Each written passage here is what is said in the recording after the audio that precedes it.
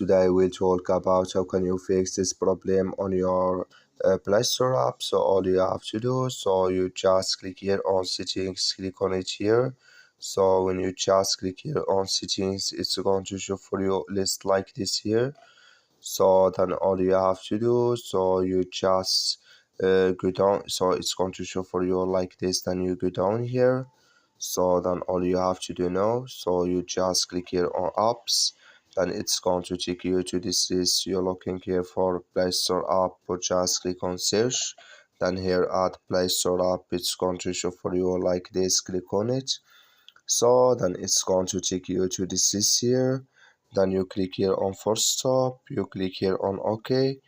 So then you go down, just click here on storage, come to storage list here, just click here on clear cache. Then all you have to do, so you just turn off your Wi-Fi and turn on it again, then it's going to work with you.